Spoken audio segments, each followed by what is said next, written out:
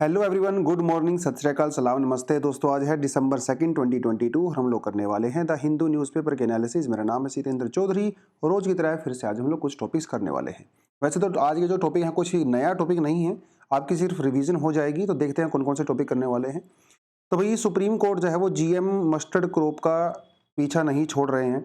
तो जब तक इसका पीछा सुप्रीम कोर्ट नहीं छोड़ेगा तब तक हम भी लगी नहीं छोड़ेंगे। तो एक रिवाइज कर सकते हैं हम इसको थोड़ा सा, ये पूरा मामला क्या है जीएम क्रॉप्स वाला। उसके अलावा प्रधानमंत्री ग्रामीण आवास योजना के बारे में हम यहाँ थोड़ा बात कर सकते हैं, क्योंकि सेंट्रल गवर्नमेंट ने स्टेट गवर्नमेंट को कुछ यहाँ पे गाइडलाइंस दी हैं बेसिकली, उसके बारे में बात कर सकते हैं। उसके अलावा हमारे पास सोशो इकोनॉमिक कास्ट सेंसस भी है।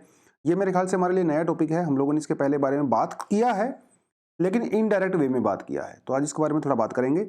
उसके बाद जो दुनिया भर में अमेजोन, फ्लिपकार्ट और ये दुनिया भर की जो कंपनियां हैं वो हायरिंग और फायरिंग कर रही हैं। फायरिंग ही कर रही हैं, हायरिंग तो खैर आजकल नहीं हो रही है। तो उसका इंडिया के ऊपर क्या इंपैक्ट पड़ेगा वो हम बात करेंगे यहाँ पे। एक्सप्लेन्ड सेक्शन से है बेसिकली ये, टैक्स वाले से। फिर जीएसटी रिवेन्यू के बारे में थोड़ा बहुत बात करेंगे, जीएसटी के बारे में थोड़ा बहुत बताऊंगा आपको। फिर एक इंडेक्स है हमारे पास, परचेजिंग मैनेजर्स इंडेक्स। ये इंडेक्स हर महीने फर्स्ट वीक में रिलीज होता है और मेरे ख्याल से हर महीने ही इसके बारे में हम लोग बात करते हैं। तो एक रिवीजन सा हो जाएगा आपका यहाँ पे इस टॉपिक का भी। और फिर एक हमारे पास एडिटोरियल आता है एक्सीडेंट्स एंड एनवायरनमेंट के। जो रोड एक्सीडेंट होते हैं वो किस तरह से हमारे एनवायरनमेंट को भी नुकसान पहुंचाते हैं, उसके बारे में बात करेंगे।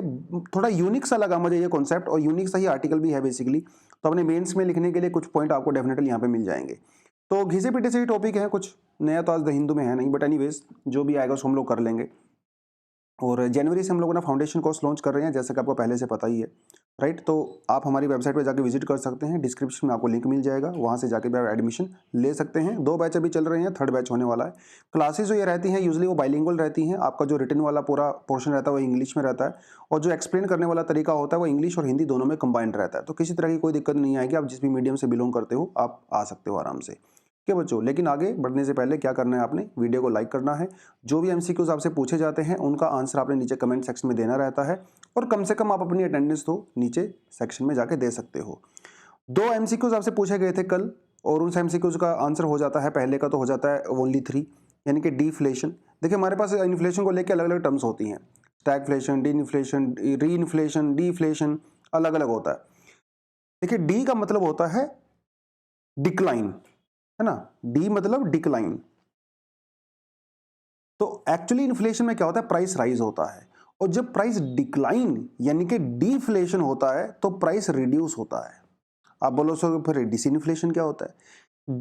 डिसइन्फ्लेशन में भी जैसे मान लो पहले क्या था, मान लो पहले 5% की परसेंटेज से प्राइस राइज हो रहे थे। डिसइन्फ्लेशन का मतलब ये होता है कि ये परसेंटेज थोड़ा सा कम हो जाता है, यानी rate of rise of increase in price वो थोड़ा कम हो जाता है। हो सकता है 4.5% हो जाए, 3 हो जाए, 2 हो जाए, ठीक है। उसकी स्पीड कम हो जाती है बेसिकली, ये होता है डिसइन्फ्लेशन। इन्फ्लेशन स्लो हो जाती है, इन्फ्लेशन अभी भी है लेकिन स्लो है। डिफ्लेशन मतलब प्राइस रिड्यूस होना शुरू हो जाते हैं, कम होना शुरू हो जाते हैं। तो ये है थोड़ा सा दोनों में फर्क। स्टैगफ्लेशन 2 वर्ड से मिलकर बना है, एक होता है हमारे पास स्टैग्नेशन और एक होता है इन्फ्लेशन। तो इन्फ्लेशन तो बताने की रिक्वायरमेंट ही नहीं है।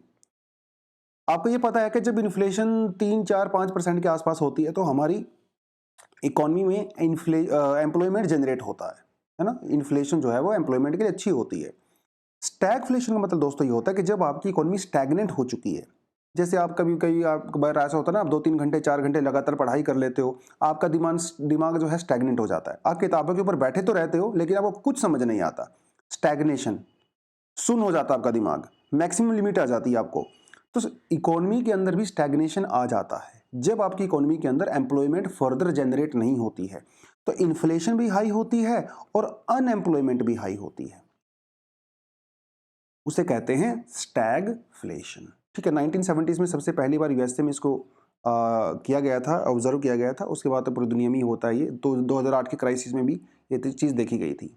चलिए, तो आज का जो पहला आर्टिकल है दोस्तों वो कहता है, देखिए, is there a compelling reason for GM mustard, will it not affect environment, ask Supreme Court. Supreme Court ने गवर्नमेंट से ये क्वेश्चन पूछे हैं कुछ। कंपेलिंग मतलब is there a compelling reason, कि भाई आप ऐसे रीजन बताइए हमें कि जिसका यूज करके आपने जीएम क्रॉप्स को, मस्टर्ड को अलाउ किया है। ऐसा रीजन कंपेलिंग होना चाहिए, मतलब उसके अंदर प्रॉपर वेट होना चाहिए। ऐसा नहीं है कि ऊपर ऊपर से बोल दिया हाँ चलो जी ठीक है सो कर लेंगे, नहीं, कन्विंसिंग होना चाहिए आपका रीजन। क्या वो कन्विंसिंग रीजन आपने हमें दिया है? क्या वो आपके पास रिपोर्ट है? आप हमें वो बताइए। दूसरी बात, जीएम मस्टर्ड जो है वो एनवायरनमेंट को जो नुकसान पहुंचाएगा उसके बारे में आपका क्या कहना है? सुप्रीम कोर्ट ने एक दो सवाल ये पूछे हैं। हालांकि गवर्नमेंट ने इसका जवाब दिया जरूर है, लेकिन वो जवाब बहुत सेटिस्फैक्टरी नहीं है, तो सुप्रीम कोर्ट ने फिलहाल उसको एक्सेप्ट नहीं किया है। तो अभी 7 तारीख का समय दिया है, अगले हफ्ते बेसिकली, तो ये रीजन दोबारा से पूछे जाएंगे सरकार से। तो क्या रहेगा वो सब अलग बातें हैं। तो बात यह है कि अभी गवर्नमेंट ने क्या किया है, मतलब हमारा जो जीसी है उसने एक genetically modified variety of mustard उसको अप्रूव किया है, GMH11, धरा मस्टर्ड हाइब्रिड 11, उसको उन्होंने अप्रूव कर दिया है। जीएम क्रॉप्स क्या होते हैं आपको अच्छे से पता है, जो हमारी लोकल वैरायटीज होती हैं उन लोकल वैरायटीज की प्रॉपर्टीज, उनके करेक्टरिस्टिक्स को एनहेंस करने के लिए, इंप्रूव करने के लिए उनके अंदर कुछ मॉडिफिकेशन की जाती है, और वो मॉडिफिकेशन की जाती है जेनेटिक लेवल पे। हमारे सेल्स होते हैं ना, हमारे सेल्स के अंदर, हमारा जो सेल के अंदर जो कोर होता है सेल का, ठीक है, जो सेंटर होता है उसके अंदर हमारे जीन्स होते हैं, क्रोमोसोम्स होते हैं, जेनेटिक स्ट्रक्चर होता है पूरे का पूरा। तो हमारी जो भी प्रॉपर्टीज होती हैं, करेक्टरिस्टिक्स, वो इनके द्वारा डिसाइड की जाती है।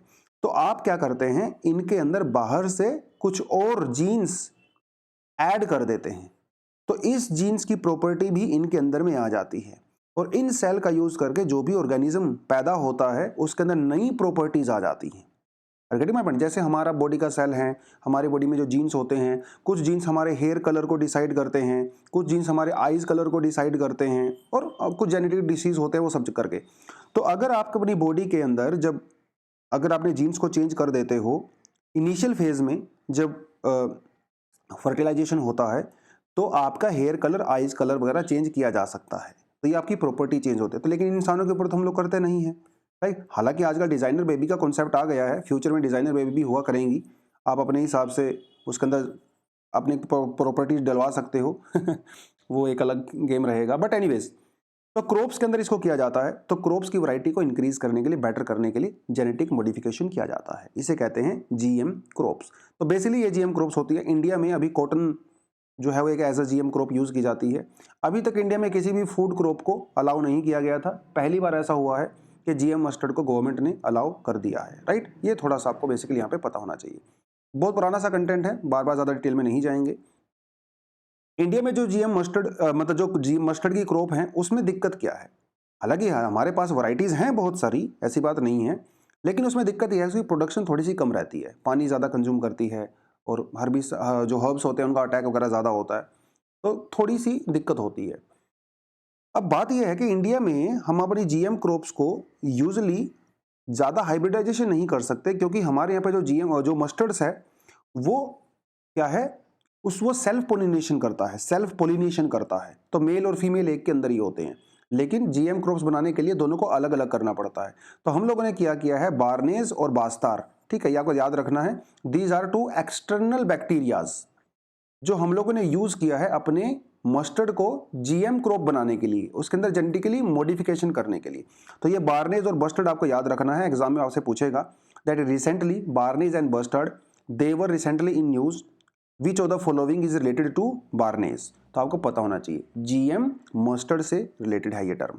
तो दिल्ली यूनिवर्सिटी का जो जेनेटिकली मॉडिफिकेशन वाला डिपार्टमेंट है, गवर्नमेंट ऑफ इंडिया ने इसको स्पॉन्सर किया था, फंडिंग वंडिंग किया था, वो उसके तहत ही इसको किया जाता है। जीएम क्रॉप्स को लेके कई सारे रिस्क हैं हमारे पास, कंटेमिनेशन हो सकता है, राइट, इरिवर्सिबल चेंज हो सकते हैं जीन पूल्स के अंदर। अगर भाई एक बार वो फिल्मों में होता है ना, कोई जैसे साई-फाई फिल्मों में आपने हॉलीवुड में देखा होगा कि वो बनाना चाहते हैं कुछ और, तो उसको इंजेक्शन लगा देते हैं, वो मॉन्स्टर बन जाता है ना। तो आप मॉन्स्टर भी क्रिएट कर सकते हो, क्योंकि आपको पता नहीं ना ये एक्चुअली में क्या इंपैक्ट करेगा।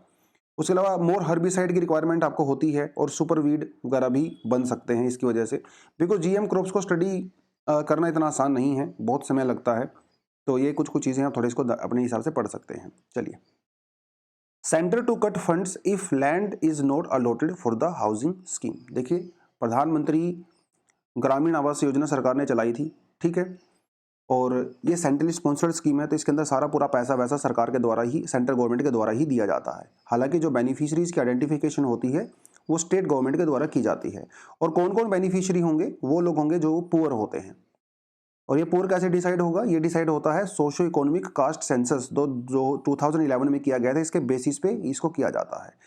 ठीक है जी। तो फाइनली 2016 का मार्च अप्रैल में इसको एक्सेप्ट किया गया था, लॉन्च किया गया था, और जिसमें सरकार ने ये कहा था कि भैया हम लोग मार्च 2022 तक 2.95 करोड़ जो है वो गांव में घर बनाएंगे। जो रूरल पुअर हैं, जो ग्रामीण गरीब आदमी हैं, उसको हम लोग ये घर बांट देंगे, ऐसा उन्होंने कहा था। बट क्योंकि आपको पता है इम्प्लीमेंटेशन तो फाइनली स्टेट ही करता है, पैसा वैसा तो सेंट्रल गवर्नमेंट दे देती है। कई सारे स्टेट के अंदर अभी भी ये टारगेट पूरा नहीं हुआ है, जैसे तमिलनाडु, कर्नाटका, वेस्ट बंगाल वगैरह। ठीक है, तो ये अपने टारगेट से काफ़ी पीछे चल रहे हैं।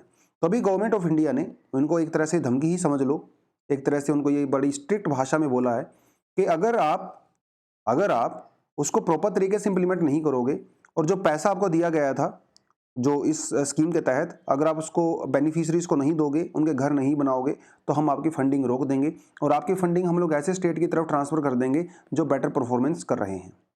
ये उन्होंने उनको कह दिया है। बाकी स्टेट का क्या रिएक्शन रहता है वो बाद की बात है।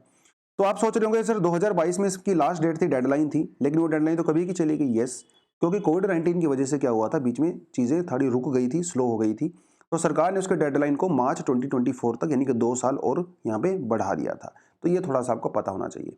तो 2.95 करोड़ घर बनाए जाने थे, लेकिन अभी तक सिर्फ 2.06 करोड़ घर ही बने हैं, तो इसमें अभी काफ़ी काम किया जाना बाकी है।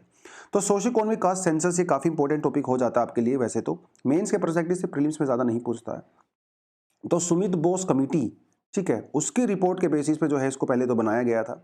सोशो इकोनॉमिक कास्ट सेंसस, ये पर्टिकुलरली कास्ट सेंसस नहीं है। बेसिकली जो हम लोग जैसे पॉवर्टी के लिए डेटा कलेक्ट करते हैं, तो कैसे कलेक्ट करते हैं? यूजुअली क्या अप्रोच रहती है? या तो हमारे पास कैलोरी अप्रोच रहती है, या फिर हमारे पास जो है कंजप्शन अप्रोच रहती है। ये दो अप्रोच हम लोग अब पॉवर्टी आइडेंटिफिकेशन के लिए यूज करते थे अभी तक, कि आदमी जो है वो जो रूरल एरिया में कितनी कैलोरी कंज्यूम करेगा, आदमी जो है वो अर्बन एरिया में कितनी कैलोरी कंज्यूम करेगा, उसके बेसिस पे पॉवर्टी डिसाइड की जाती है। दूसरा कंजप्शन, आप एक दिन में कितना पैसा कमाते हो, है ना?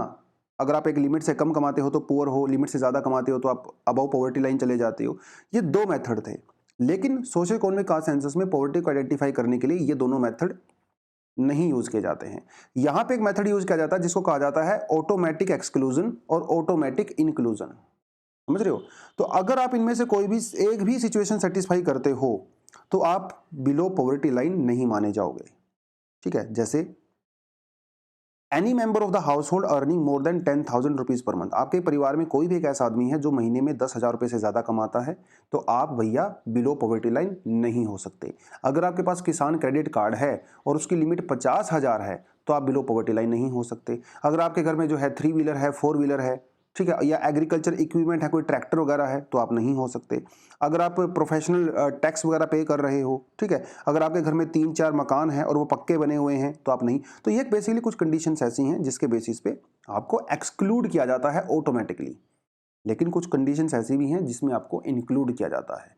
जैसे आपके पास शेल्टर ही नहीं है, आपके पास मकान ही नहीं है, आप सड़कों पे रह रहे हो, आपको इंक्लूड किया जाएगा। ठीक है, आप भीख मांग के काम चला रहे हो, बहुत ज़्यादा गरीबी है, आपके पास इनकम का कोई साधन ही नहीं है, एम्प्लॉयमेंट ही नहीं है, आपको इंक्लूड किया जाएगा। आप मैनुअल स्कैवेंजर फैमिली से बिलोंग करते हो, राइट, तो आपको इंक्लूड किया जाएगा। आप बहुत ही प्रिमिटिव ट्राइबल ग्रुप से आते हो, आपको इंक्लूड किया जाएगा। अगर आप bonded labour as a bonded labour release की गए हो, आपको इंक्लूड किया जाएगा। आपकी फैमिली में अगर कोई मेंबर है और वो डिसेबल्ड है और उसको घर भी चलाना पड़ रहा है, तो बेसिकली कुछ कुछ कंडीशन ऐसी हैं जिनके बेसिस पे आपको इंक्लूड किया जा सकता है, और आपको फिर ये बेनिफिट मिलता है गवर्नमेंट स्कीम्स के अंदर में, है ना। जैसे हमारा नेशनल फूड सिक्योरिटी एक्ट हो गया, मनरेगा हो गया, आपका जो हाउसिंग वाला जो ये प्रधानमंत्री ग्रामीण आवास योजना है, इनके तहत सोशियो इकोनॉमिक कास्ट सेंसस के बेसिस पे बेनिफिशरीज को आइडेंटिफाई किया जाता है। ठीक है, और ministry of urban development, ministry of housing and urban poverty alleviation, उसके अलावा ऑफिस ऑफ रजिस्ट्रार जनरल, इन सभी ने मिलकर जो है आपका ये जो सोशियो इकोनॉमिक कास्ट सेंसस किया था। तो ये एक नया सा टॉपिक है, आई होप आपको अच्छा लगा होगा, बट इतना काफ़ी नहीं होता ऑफ कोर्स, बिकॉज हम तो करंट अफेयर कर रहे हैं। हम कोई स्टैटिक पोर्शन तो कर नहीं रहे हैं, but I would suggest you कि आप इसको जाके थोड़ा और डिटेल में जाके पढ़ें। सोशो इकोनॉमिक कास्ट सेंसस को लेके खासकर बिहार में काफ़ी इश्यूज क्रिएट होते हैं हमेशा ही, आप इसको जाके भी देख सकते हो। सोशो इकोनॉमिक कास्ट सेंसस में के अभी भी बहुत सारा डेटा वो अनरिलीज्ड है, उसको रिलीज नहीं किया गया है, खासकर कास्ट रिलेटेड डेटा, और इसमें से भी जो ओबीसी कास्ट रिलेटेड डेटा है उसको रिलीज नहीं किया गया है, ठीक है। और बिहार की गवर्नमेंट हमेशा डिमांड करती है कि उसको रिलीज किया जाए, सेंट्रल गवर्नमेंट उसको रिलीज नहीं कर रही है। तो there are lot of controversies as well, आप उनको भी थोड़ा सा अपने हिसाब से पढ़ सकते हैं। चलिए, how will global lay off impact India. तो भाई Amazon, Flipkart, Google, Apple, Facebook, Instagram, ये सभी के सभी क्या कर रहे हैं, नौकरियां से लोगों को निकाल रहे हैं। 60 से 70 हजार लोग अभी तक निकाले जा चुके हैं और आने वाले समय में और भी निकाले जाएंगे। बात ये थी कि कोविड के टाइम में क्या हुआ, सभी लोग ऑनलाइन चले गए, एजुकेशन सेक्टर पूरा ऑनलाइन चला गया था, है कि नहीं। शॉपिंग आपको करनी है वो भी आप ऑनलाइन कर रहे हो, कुछ भी आपको करना है, कोई भी लर्निंग आपको करनी है, किसी तरह का कोई प्रोग्रामिंग सीखना है, डांस सीखना है, सिंगिंग सीखनी है, सब लोग ऑनलाइन करने लगे और एक्टिविटी बढ़ गई ऑनलाइन बहुत ज़्यादा। तो हुआ ये कि ये ऑनलाइन जो प्लेटफॉर्म्स थे जितने भी, इनके ऊपर अचानक से बहुत ज़्यादा लोड पड़ गया, तो इन्होंने बहुत ज़्यादा लोगों को हायरिंग करना शुरू कर दिया क्योंकि वर्कलोड बढ़ गया था। तो पेंडेमिक जैसे ही ओवर हुआ, चीज़ें थोड़ी सी ओपन अप होने लगी, लोग दोबारा से ऑफलाइन में चले गए, एजुकेशन सेक्टर में लोग दोबारा से ऑफलाइन में जाने लगे, राइट। शॉपिंग भी लोग दोबारा से शॉपिंग मॉल में जाके करने लगे, हर चीज़ जो है वो ऑफलाइन जाने लगी, तो इनके ऊपर काम कम हो गया। जो जैसे ही काम कम हुआ तो ये लोगों को फायरिंग करना शुरू कर दिया है। तो ये चल रहा है पूरा का पूरा मामला। खासकर एडटेक, जैसे हम लोग प्रेप आईएएस है, प्रेप आईएएस भी एक एडटेक कंपनी ही है। एड मतलब एजुकेशन, टेक मतलब टेक्नोलॉजी। इसमें हम लोग क्या करते हैं, ऑफलाइन क्लासरूम्स नहीं होते हैं, आपके ऑनलाइन क्लासरूम्स होते हैं। आप भी जैसे इस समय यूट्यूब के थ्रू कर रहे हो, और जो प्रेप आईएएस के थ्रू हम लोग प्रॉपर क्लासेस करते हैं फाउंडेशन की, वो एक एडटेक कंपनी है प्रेप आईएएस। जैसे बाइजू है ना, वो एक एडटेक कंपनी है, और भी बहुत सारी कंपनीज हैं, जैसे अन अकेडमी है, वो भी एक एडटेक कंपनी है। एडटेक कंपनीज में काफ़ी ज़्यादा ले ऑफ देखे गए हैं, उसके अलावा जो टेक्नोलॉजी कंपनीज हैं उनके भी अंदर भी देखे गए हैं। रीज़न मैंने एक लोग आपको मेनली बता दिया। उसके अलावा इन कंपनीज को ऐसा लग रहा है कि आने वाले समय में यूरोप में और अमेरिका में रिसेशन आने वाला है। रिसेशन आएगा तो डिमांड कम होगी, तो उसके हिसाब से पहले ही अपने ऑपरेशंस को रिड्यूस कर रहे हैं, तो वो फायरिंग कर रहे हैं। ग्लोबल इन्फ्लेशन बढ़ रहा है टाइम टू टाइम, तो उनके खर्चे ज़्यादा बढ़ गए हैं, इनकम कम हो रही है, वो सारी चीज़ें हैं। और क्योंकि जो फेडरल रिजर्व वाला बैंक हैं, यूरोपियन जो बैंक्स हैं, उन्होंने इंटरेस्ट रेट को इंक्रीज़ कर दिया है, इसलिए वहाँ से पैसा बोरो करना थोड़ा सा महंगा हो गया है, ठीक है। तो इसकी वजह से वो लोग पैसा भी बोरो नहीं कर पा रहे हैं और अपने बिजनेस को एक्सपैंड भी नहीं कर पा रहे हैं। These are some of the reason जिसकी वजह से ले ऑफ वो चल रहा है। इंडिया के ऊपर क्या इम्पैक्ट पड़ सकता है, देखिए इंडिया के जो आईटी सर्विसेज है, जैसे टीसीएस हो गया, विप्रो, और है ना, ये कंपनीज जो हैं वो बहुत ज़्यादा हायर करती हैं, आईटी सेक्टर में लोगों को हायर करती हैं, और कितने सारा सॉफ्टवेयर वाला है हम लोग एक्सपोर्ट करते हैं। तो इंडिया में एक्सपोर्ट सेक्टर की हम लोग बात करें तो हमारा आईटी सेक्टर बहुत ज़्यादा कंट्रीब्यूट करता है। तो भैया जब दुनिया में डिमांड कम हो जाएगी आईटी सर्विसेज की, तो उसका इम्पैक्ट डेफिनेटली इंडिया के ऊपर भी पड़ने वाला है, इसमें तो कोई डाउट नहीं है। हमारा जो आईटी सेक्टर सर्विसेज है वो सबसे ज़्यादा लार्जेस्ट एम्प्लॉयर्स है, हज़ारों जो है उसमें काम करते हैं लोग। आप पुणे में चले जाइए, आप बेंगलुरु में चले जाइए, गुड़गांव में चले जाइए, जितने भी आईटी हब हैं सब आईटी सेक्टर के ऊपर काम करते हैं। तो ये क्या है, they want to cut cost. तो सीधी सी बात, आपकी डिमांड कम हो रही है, आपका प्रॉफिट कम हो रहा है, तो आप क्या करोगे, कॉस्ट कम करोगे। तो कॉस्ट कम कैसे करोगे, बिल्डिंग तो बंद नहीं कर सकते, तो एम्प्लॉयज़ को निकालना शुरू कर दिया जाता है। तो कॉस्ट कट कर दी जाती है अपने प्रॉफिट को प्रोटेक्ट करने के लिए, क्योंकि जो इन्वेस्टर्स होते हैं भाई, उनको तो प्रॉफिट चाहिए ना। अगर आप किसी टीसीएस का शेयर खरीदते हो तो आप क्यों शेयर खरीद रहे हो, ताकि आपको प्रॉफिट मिले। तो वो कंपनी के जो मैनेजमेंट होती है वो आपके प्रॉफिट को इंटैक्ट करने के लिए, आपको प्रॉफिट प्रोवाइड करवाने के लिए कॉस्ट कटिंग करती है। और इस स्टाफ को जब निकाला जाता है तो ये कॉस्ट कटिंग का काफ़ी बड़ा फैक्टर यहाँ पे माना जाता है, राइट। उसके अलावा जैसे मैंने आपको बता ही दिया कि कोविड के टाइम में लोग बहुत ज़्यादा वेबसाइट को विजिट कर रहे थे। जैसे कोविड ओवर हुआ तो लोगों ने वेबसाइट वगैरह को विजिट करना कम शुरू कर दिया, सर्विसेज को कम लेना शुरू कर दिया, तो वो चीज़ें हो रही हैं। तो बाइजू, चार्जबी, कार24, ओला, ये जितनी भी और भी बहुत सारी कंपनी हैं, कोई भी कंपनी ऐसी नहीं है जिसने ले ऑफ नहीं किया है। जहाँ तक मुझे याद है कि प्रेप आईएएस के अंदर अभी तक कोई ले ऑफ नहीं हुआ है। प्रेप आईएएस में अभी तक एक्चुअली हायरिंग ही चल रही है, क्योंकि प्रेप आईएएस जो है वो इन्वेस्टमेंट के बेसिस पे काम नहीं करता है। मतलब हम लोग एक्सटर्नल इन्वेस्टमेंट कहीं से नहीं लेते हैं, फंडिंग वंडिंग कहीं से नहीं आ रही है। जितना हम लोग इन्वेस्ट करते हैं वो सब हमारा अपने लोकल रिसोर्सेज से ही जनरेट होता है। लेट्स होप कि आगे और अच्छा काम करें, अच्छी सर्विस देंगे तो ऑफ कोर्स चलेगा। फंडिंग वंडिंग से क्या होता है ना, आप बहुत ज़्यादा अग्रेसिव एक्सपेंशन करना शुरू कर देते हो, तो जिसका लेटर ऑन आपको नुकसान मिलता है। चलिए, November GST revenues rise 11% from the year earlier. तो देखिए क्या है ना, देखो जीएसटी रिवेन्यू ईयर अर्लियर, तो नवंबर मतलब हम लोग नवंबर की बात यहाँ पे कर रहे हैं बेसिकली। तो इस साल नवंबर, पिछले महीने नवंबर की जीएसटी कलेक्शन को कंपेयर किया जाता है लास्ट ईयर के जीएसटी कलेक्शन के साथ, सेम महीने में। इसे कहा जाता है year on year, year on year comparison, year on year consumption, year on year revenue, पिछले साल से कंपेयर किया जाता है। तो इस साल नवंबर का हमारा जो जीएसटी रिवेन्यू है एक्चुअली वो पिछले साल के कंपैरिजन में 11% ज़्यादा हुआ है। हालांकि अक्टूबर के कंपैरिजन में 4% कम है। क्या आपको ये डेटा याद रखना है? बिल्कुल भी नहीं रखना है, 1% भी याद नहीं रखना है। जीएसटी कंपनसेशन हमारा जो है वो इतना हुआ 10,433 करोड़ रुपए, ये भी आपको याद करना है? बिल्कुल भी नहीं करना है। कौन कौन से स्टेट के अंदर रिवेन्यू कम हुआ, क्या आपको याद रखना है? बिल्कुल भी याद नहीं रखना है। फिर मैं आपको क्यों बता रहा हूँ, मैं आपको सिर्फ टॉपिक इसलिए करा रहा हूँ क्योंकि ये कुछ टर्म्स आपको मैं बताना चाहता हूँ, जैसे जीएसटी क्या होता है, जीएसटी कंपनसेशन क्या होता है, उसके लिए मैंने सिर्फ आपको ये आर्टिकल करवाया है।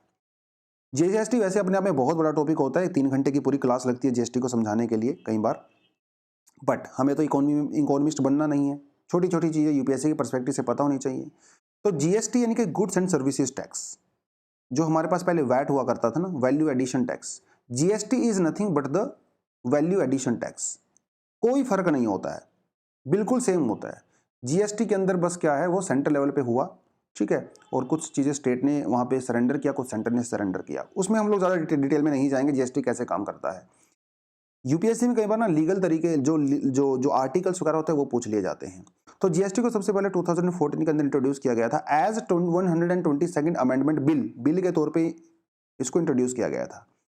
फिर बाद में लोकसभा राज्यसभा में इसको पास किया गया और 2016 में जाके इसको पूरा पास कर दिया गया as 101st amendment act 2016। Bill introduce किया गया था 122nd अमेंडमेंट, जो एक्ट पास हुआ वो हुआ 101st अमेंडमेंट एक्ट। दोनों आपने ध्यान देना है, ठीक है, कई बार आप कंफ्यूज यहाँ पे हो सकते हो। और 3 लेवल पे हमारे यहाँ पे जीएसटी लगाया जाता है, सेंट्रल जीएसटी होता है, स्टेट जीएसटी होता है, और एक हमारे पास आईजीएसटी होता है। आईजीएसटी मतलब इंटर स्टेट ट्रेड के लिए यूज किया जाता है इसको। इंटर, जब मान लो कर्नाटका से कोई सामान कर्नाटका में प्रोड्यूस हुआ, मैन्युफैक्चर हुआ और वो बिहार जा रहा है, तो बिहार जाने के लिए उसको कई सारे स्टेट में से पास होकर जाना पड़ता है, तो उस केस में जो है लगाया जाता है इंटर स्टेट ट्रेड, जो आईजीएसटी होता है। और फिर उसमें जो पैसा कलेक्ट किया जाता है वो स्टेट्स को बांट दिया जाता है, ऐसा कुछ प्रोविजन इसके अंदर होता है। आर्टिकल 246 क्या कहता है? States have power to tax goods and services, ठीक है, तो ये थोड़ा आपको इसके बारे में पता होना चाहिए। फिर हम लोगों ने एक जीएसटी काउंसिल भी बनाया, क्योंकि जीएसटी के अंदर स्टेट और सेंटर दोनों ही इन्वॉल्व होते हैं, तो जीएसटी काउंसिल बनाया भी जाना जरूरी होता है। आर्टिकल 279A ये जीएसटी काउंसिल के इसी के तहत बनाई जाती है, और प्रेसिडेंट जो है जीएसटी काउंसिल को बनाते हैं। जीएसटी के जो चेयरपर्सन, काउंसिल के जो चेयरपर्सन होते हैं वो हमारे यूनियन फाइनेंस मिनिस्टर्स होते हैं, और उसके अलावा स्टेट के जो चीफ मिनिस्टर्स होते हैं और भी बहुत सारे लोग जो है वो यहाँ पे आके, नीति आयोग से भी लोग यहाँ पे आते हैं एज एन इन्विटेशन, ठीक है। सेंटर और स्टेट दोनों के रिप्रेजेंटेटिव यहाँ पे होते हैं। सेंटर के पास जो वोटिंग पावर होती है वो 1/3 होती है, इनके 33% के लगभग, और स्टेट के पास जो है वो रिमेनिंग 66% वो पावर होती है, वोटिंग पावर होती है। और जो भी डिसीजन लिए जाते हैं जीएसटी काउंसिल के अंदर वो 3/4 मेजोरिटी के साथ पास होने चाहिए, अदरवाइज वो पास नहीं हो पाएगा। थोड़ा सा अगर आपको जीएसटी पढ़ना है तो डेफिनेटली आप इसको भी पढ़ सकते हो। दोस्तों, वैट की तरह जीएसटी भी एक डेस्टिनेशन बेस्ड टैक्स होता है, यानी कि जहां पे फाइनल कंजप्शन होती है वहीं पे जीएसटी लगाया जाता है। कई सारे ऐसे स्टेट के टैक्स हुआ करते थे जो पहले एग्जिस्ट करते थे लेकिन आज एग्जिस्ट नहीं करते हैं, क्योंकि वो जीएसटी के अंदर इंक्लूड कर दिए गए हैं, जैसे state tax, centre sales tax, purchase tax, luxury tax, entry tax and all that. ऐसे ही जो है सेंटर के अंदर भी कुछ टैक्स थे। इसलिए जीएसटी वाले पोर्शन से ही मैं 2 क्वेश्चन आपके लिए लेके आया हूँ, एमसीक्यूज, ठीक है, आप इसको जाके देखिए, पढ़िए। In India the GST is based on the dual model GST adopted in UK, Canada, USA और Japan. GST is the consumption of the goods and service tax based on development, dividend, destiny and destination. ये आपको पता करना है, comment section में आप इसका answer मुझे बताओगे, कल इसको हम लोग थोड़ा सा डिस्कस कर सकते हैं। चलिए जी, आगे बढ़ते हैं। Manufacturing PMI signal output orders at the 3 month high. ये क्या डेटा आपको याद रखना है? नहीं याद रखना है, क्योंकि ये जो पीएमआई का डेटा है ना, जो जो हमारे पास परचेजिंग मैनेजर्स इंडेक्स होता है, पीएमआई मतलब परचेजिंग मैनेजर्स इंडेक्स, ये आपको हर महीने पहली या दूसरी तारीख को डेटा देता है। आपको वो डेटा बिल्कुल भी याद नहीं रखना है। आपको बस ये याद रखना है कि ये होता क्या है पीएमआई, और पीएमआई का यूज करके हमें अपनी आने वाले महीने में एक ट्रेंड का पता चल जाता है। जैसे मान लो 1 तारीख को रिलीज होता है, तो आने वाले जो 29 डेज हैं उस महीने के आपको हल्का सा ट्रेंड का आइडिया लग सकता है। तो पीएमआई होता, पहले भी तो पीएमआई को कौन रिलीज करता है आपको पता होना चाहिए। Institute of supply management, established in 1915, headquarter in Arizona. Singapore institute of purchasing, ये आपको पता होना चाहिए 1972 में एस्टैब्लिश किया गया था। और आईएचएस मार्केट ग्रुप, ये तीनों मिलकर जो है इसको रिलीज करते हैं। ये है क्या बेसिकली? पीएमआई जो है ना, एक सर्वे बेस्ड एक मेजर है, ठीक है। इसमें हम लोग क्या करते हैं, इसमें हम लोग इंडस्ट्री के आउटपुट को कंसीडर नहीं करते हैं, सिर्फ सर्वे किया जाता है। और उस सर्वे के अंदर कौन कौन होते हैं? उसके अंदर जो बेसिकली जो बड़ी बड़ी कंपनीज के सीईओज होते हैं, जो मैनेजर्स होते हैं, मोस्टली वही होते हैं। तो उनसे सवाल पूछा जाता है। कई सवाल होते हैं सिंपल, जैसे एक सवाल उनसे पूछ लिया गया कि सर आपको क्या लगता है कि आने वाले महीने में क्या इकोनॉमी ग्रो करेगी, क्या इकोनॉमी कॉन्ट्रैक्ट करेगी, या फिर जैसी चल रही है वैसी ही चलेगी? इस तरह के सवाल उनसे पूछे जाते हैं। और उनको जैसा भी लगता है परसेप्शन के बेसिस पे, मतलब जैसा भी उनको लगता है कि ऐसा होगा, उसके बेसिस पे ये इंडेक्स बनाया जाता है। और इसके अंदर पूरा स्कोर होता है 0 से लेके 100 तक का, और 50 होता है। अगर मोस्टली लोगों ने ये बोला कि इकोनॉमी एक्सपेंड करेगी, तो आपका स्कोर मोर देन 50 हो जाता है। और अगर मोस्टली लोग ये बोलते हैं कि इकोनॉमी जो है कॉन्ट्रैक्ट करेगी, तो स्कोर बिलो 50 हो जाता है। और सब ऐसा बोलते हैं कि सर कोई ज़्यादा फर्क नहीं पड़ेगा, जैसा चल रहा है वैसा ही चलेगा, तो आपका स्कोर 50 हो जाता है। तो अलग अलग सेक्टर में जो इसको इंक्लूड किया जाता है।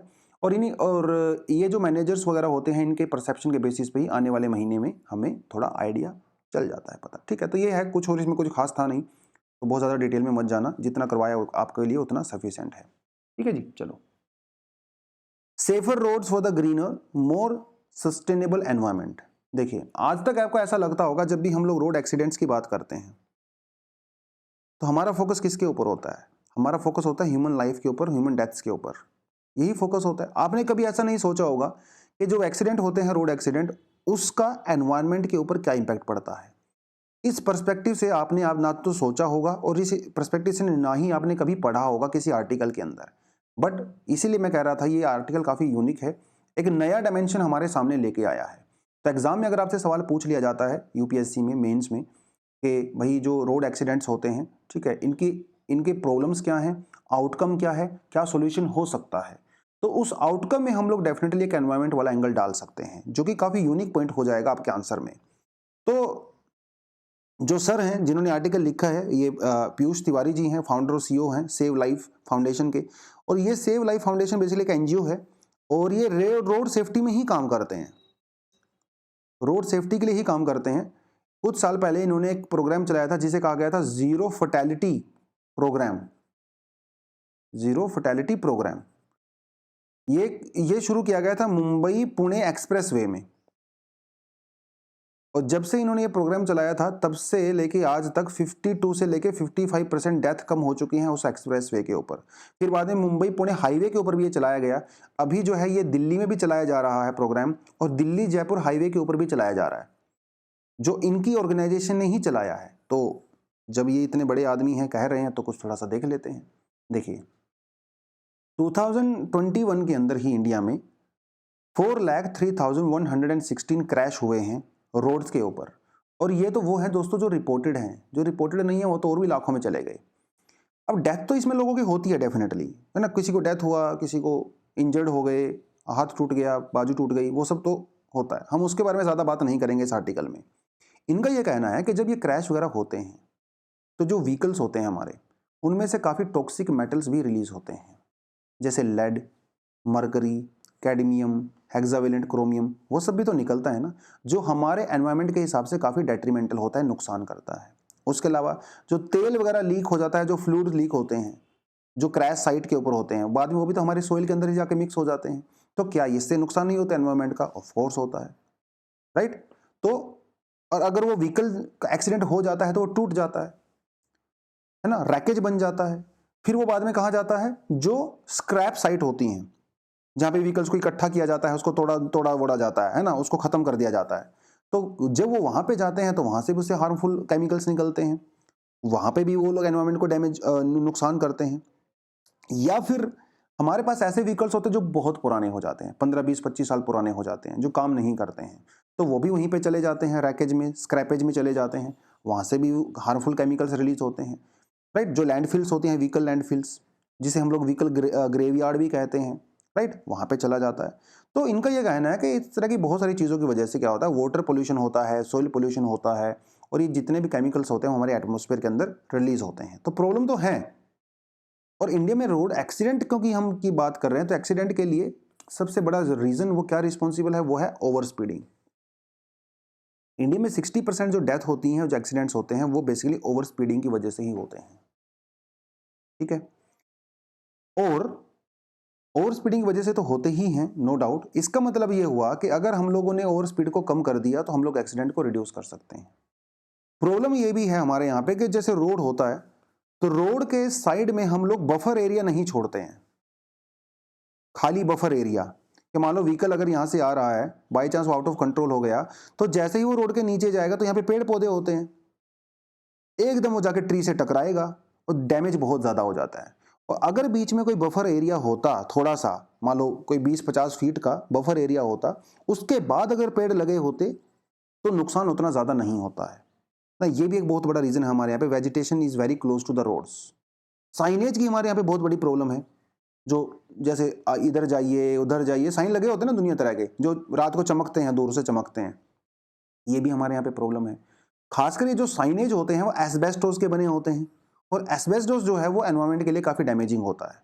तो इसका भी आपको अल्टरनेटिव लेके आना पड़ेगा, एक एनवायरमेंटल फ्रेंडली मटेरियल को यूज करना पड़ेगा। तो ये तो कुछ कुछ प्रॉब्लम्स ऑफ कोर्स हमारे यहाँ पे हैं। सोल्यूशन क्या है और इनिशिएटिव क्या है? तो स्पीड लिमिट को कम करिए, सबसे बड़ी बात, जो रीजन है उसके ऊपर काम करिए। ऐसा ऐसा देखा गया है बहुत सारी जगह पे, यूएसए में, नेदरलैंड वगैरह में, जर्मनी में एक्सपेरिमेंट किए गए हैं कि अगर हम लोग स्पीड लिमिट को 10% रिड्यूस कर देते हैं तो हमारा जो 12 से लेकर 18% फ्यूल की सेविंग हो जाती है। देखा, ऑफ कोर्स एक्सीडेंट तो रिली कम होंगे ही होंगे, लेकिन हम यहाँ पे एक्सीडेंट के बारे में बात नहीं कर रहे हैं, हम यहाँ पे बात कर रहे हैं एनवायरमेंट के हिसाब से। तो 12 to 80% फ्यूल कंजप्शन कम होगा। फ्यूल कंजप्शन कम होगा मतलब CO2 कम रिलीज होगा, ऑब्वियस सी बात है। अगर हम लोग स्पीड लिमिट कम कर दें हैं तो खासकर नाइट्रोजन ऑक्साइड और जो पार्टिकुलेट मैटर्स वगैरह होते हैं उनका भी जो है एमिशन कम होता है, which is very good for the environment. दूसरी बात, हम लोग सोल्यूशन में और क्या कर सकते हैं, prevent hard structures using crash barriers. Hard structure जैसे मान लो कोई सड़क के पास कोई रोक होती है या पेड़ लगे होते हैं, वो हार्ड स्ट्रक्चर के अंदर ही आते हैं। तो इनसे बचाने के लिए हम लोग अपनी रोड के दोनों तरफ क्या कर सकते हैं, क्रैश बैरियर बना सकते हैं। जैसे कई जगह पे लगे भी होते हैं, वो एल्यूमिनियम के, है ना, बैरियर से लगे होते हैं, इसीलिए होते हैं ताकि गाड़ी वाड़ी अगर यहाँ से निकल जाती है रोड से तो सीधा जाके पेड़ से ना टकराए, ठीक है। तो ये सब चीजें होंगी तो एक्सीडेंट कम होंगे, एक्सीडेंट कम होंगे तो जो हार्मफुल केमिकल हैं वो कम रिलीज होंगे, राइट, वो सब हम लोग कर सकते हैं। जहां तक साइनेज की बात है, जो साइंस वगैरह बोर्ड वगैरह हम लोग लगाते हैं, वो हम लोग रिफ्लेक्टिव टाइप के लगा सकते हैं, ठीक है, और ट्रीज वगैरह के ऊपर डाल सकते हैं, लगा सकते हैं, जिससे जो है दूर से रात को वो आपको नजर आएंगे इंस्ट्रक्शंस वगैरह, अब अपनी गाड़ी को कंट्रोल कर सकते हैं। सड़कों को चौड़ी करिए, ठीक है, और प्रॉपर डिजाइन बनाइए। उसके अलावा जीरो फर्टेलिटी प्रोग्राम के बारे में मैंने बता दिया है, जो सेव लाइफ करके जो एनजीओ है, ये ऑलरेडी इसको इंप्लीमेंट यहाँ पे कर रहे हैं। These are some of the things, definitely आप उसको कर सकते हो। तो ये टॉपिक अपने आप में बहुत बड़ा हो जाता है, रोड एक्सीडेंट का टॉपिक, बट जितना इस एडिटोरियल में दिया गया था, हम लोग अपनी जो डिस्कशन है मोस्टली वहीं तक लिमिटेड रखते हैं। तो क्या कर सकते हो आप आंसर में, एक मेंस के क्वेश्चन में आप लिखना चाहो तो क्या लिख सकते हो, ये लिख सकते हो, discuss the reasons behind road accidents in India, mention the multi-dimensional impacts of road accidents with some innovative solutions। ये यहाँ पे कीवर्ड है, आपको सोचना पड़ेगा कौन कौन से इनोवेटिव सॉल्यूशन हो सकते हैं आप एडमिनिस्ट्रेटर हो, आपका यूपीएससी क्लियर हो गया है और मान लो आप जो है ट्रांसपोर्ट सेक्टर में ही आपकी पोस्टिंग है, तो आप क्या इनोवेटिव डिसीजन ले सकते हो एज एन एडमिनिस्ट्रेटर, आपको ये सब बताना है। तो 150 वर्ड्स में 10 मार्क्स में, आप ज़्यादा भी वर्ड लिमिट क्रॉस कर सकते हो, 200 वर्ड्स तक जा सकते हो, ऐसी कोई बात नहीं है, क्योंकि हम लोग सिर्फ प्रैक्टिस के लिए करते हैं। Discuss the reasons behind road accidents, mention the multi dimensional impact. Multi dimensional समझ रहे हो, आपको इसका इकोनॉमी का aspect, environmental aspect, political aspect, human aspect, वो सब कवर करना रहेगा। अलग अलग से हेडिंग में आप लिख सकते हो, ठीक है। और फिर कुछ इनोवेटिव सॉल्यूशन भी आपको यहाँ पे बता देने हैं। तो ये था दोस्तों आज का, इसमें कुछ मेरे ख्याल से सारी चीज़ हम लोगों ने कर ही ली हैं, ठीक है। 2 क्वेश्चन है, हाँ ये 2 क्वेश्चन थे जो हम लोगों ने कर लिया था, ठीक है। तो स्टैगफ्लेशन वाला टॉपिक था और इसका आंसर हो जाता है 1, 2 एंड 3। बैक्टीरिया, फंजाई और फर्न्स तीनों को हम लोग as a bio fertiliser use कर सकते हैं। एडिशनल आर्टिकल में कुछ खास दमदार नहीं है, अगर आप छोड़ भी दोगे तो कुछ नहीं होने वाला है। आपके पास समय है अगर भरपूर, तो आप इसको भी जाके थोड़ा पढ़ सकते हैं। तो दोस्तों आज के लिए इतना ही था। Thank you very much, all the best and जय हिंद।